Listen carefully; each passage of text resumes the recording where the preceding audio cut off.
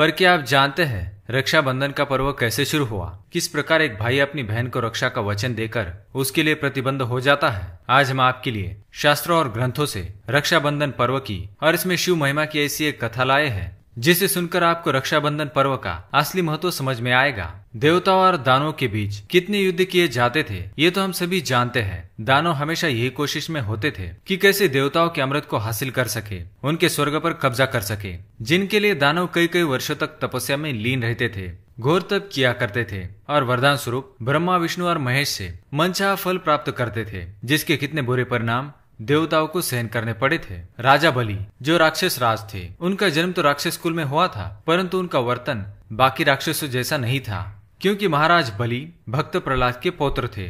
विष्णु भक्त होने के साथ ही वो देवादिदेव महादेव के भी परम भक्त थे। महादेव की भक्ति से उन्होंने कई सारी सिद्धियां हासिल कर ली थी। राजा बलि ने 101 यज्ञ संपूर्ण करने का अनुष्ठान किया था। तब देवताओं को ये चिंता होने लगी कि अगर राजा बलि ने यह अनुष्ठान पूर्ण कर लिया तो उनके हाथ से स्वर्ग और अमृत दोनों ही राक्षसों के पास चले जाएंगे, जिससे दानव पृथ्वी पर आतंक मचा देंगे। इसी द्विधा के हल हेतु सब देवतागण श्री हरि विष्णु के पास उपस्थित होते हैं। श्री हरि विष्णु देवताओं की बात सुनकर राजा बलि के पास एक बटुक ब्राह्मण के रूप में जाते हैं। क्योंकि राजा बलि को महादानी भी कहा जाता है, इसलिए उनके द्वार पर आए किसी भी याचक को वो खाली हाथ जाने नहीं देते थे। जब भगवान विष्णु वामन अवतार में एक याचक के रूप में राजा बलि के पास आते हैं तो राजा बलि उनसे कुछ मांगने को कहते हैं, जिस पर भगवान वामन उन्हें 3 पग भूमि मांगते हैं। राजा बलि ने वचनबद्ध होकर उस बटुक ब्राह्मण को 3 पग भूमि देने का वचन दिया। राजा बलि से वचन प्राप्त करते ही बटुक ब्राह्मण वामन ने विराट रूप धारण कर लिया। उन्होंने एक पग में स्वर्ग, दूसरे पग में धरती नाप ली। अब वे तीसरा पैर कहाँ नापते? तब राजा बलि ने अपने वचन का पालन करने हेतु तीसरा पैर उन्हें अपने सर पर रखने दिया। राजा बलि की दानशूरता देखकर भगवान विष्णु उन पर प्रसन्न हुए और उन्हें वर मांगने को कहा। तब राजा बलि ने भगवान विष्णु को ऐसा वर मांगा जिसके कारण भगवान विष्णु को वैकुंठ त्याग कर पाताल लोक में पहरा देना पड़ा।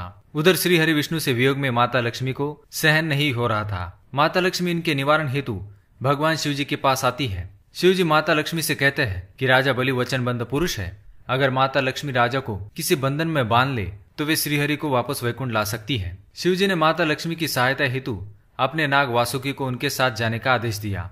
माता लक्ष्मी पाताल लोक पहुंचती है और एक नाग कन्या का रूप धारण करती है। वे राजा बलि के पास पहुंचती है और उनसे सहायता के लिए अनुग्रह करती है और वासुकी जो उनकी सहायता हेतु आए थे वे एक रक्षा सूत्र में बदल जाते हैं और माता लक्ष्मी राजा बलि को एक रक्षा सूत्र बांध देती है। राजा बलि माता लक्ष्मी को वचन देते हैं कि वे सदैव उनकी रक्षा करेंगे और उन्हें मनचाहा फल प्रदान करेंगे। तब माता लक्ष्मी अपने देवी स्वरूप में आती है और उनसे श्रीहरि को मांग लेती है। तब राजा बलि उनसे कहते हैं कि आज से जो भी स्त्री किसी पुरुष को रक्षा सूत्र बांधकर मन से भाई मानकर अपनी रक्षा का वचन मांगेगी तो भाई बहन की रक्षा करने के लिए बंधन में बन जाएगा और वासुकी नाग रूपी रक्षा सूत्र हमेशा भाई की कलाई पे बांधने से भाई की सारी बलाएं टल जाएंगी।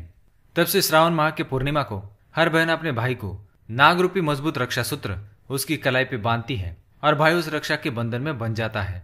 इसलिए इसे रक्षाबंधन का पर्व कहा जाता है।